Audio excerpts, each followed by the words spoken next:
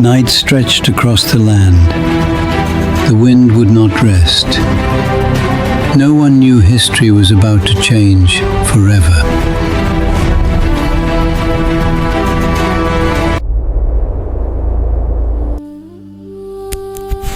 Every culture on Earth shares a single terrifying memory. A memory of a world that didn't just end, but was drowned in fire and water. For a century, we called it a myth. We relegated the stories of Noah, Utnapishtim, and Manu to the realm of Sunday school stories and tribal folklore. But the soil doesn't lie. It is called the black mat. It is a thin, dark line of soot and scorched earth found in the geological record from the edges of North America to the plains of Syria. It is the signature of a day the atmosphere turned into a furnace. Inside this layer, we find nanodiamonds, platinum, and magnetic spherules, the calling cards of a cosmic impact.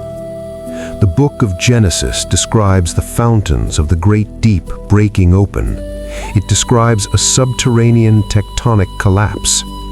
To understand the flood, we have to understand the world that came before the veil fell. We have to look at the earth as it existed 12,000 years ago. Modern history tells us that civilization began 6,000 years ago in the dust of Sumer. But how did a supposedly primitive people emerge from the Ice Age already knowing the mathematics of the stars? The architecture found at sites like Göbekli Tepe suggests they didn't learn it, they remembered it. They were building with a precision that defies the copper chisel. They were aligned to constellations that wouldn't be discovered for thousands of years.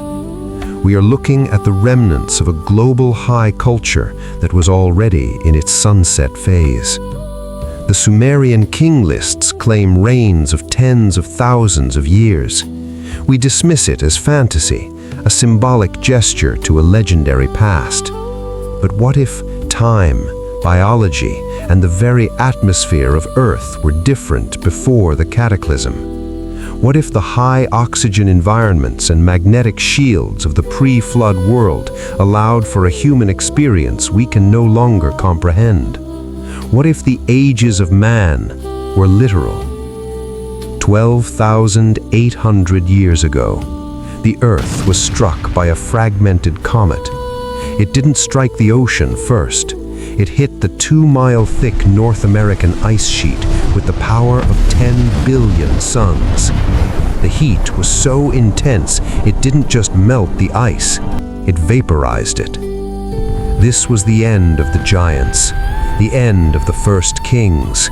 This was the moment the great deep broke. A 500-foot wall of water rushed across the continents, traveling at speeds that pulverized stone and forest alike. The water didn't just rise, it recycled the surface of the planet. It erased the coastal cities, buried the mountain temples in silt, and dragged the evidence of 10,000 years of progress into the abyss. Imagine the sound. A low-frequency roar that vibrated the very marrow of the bone.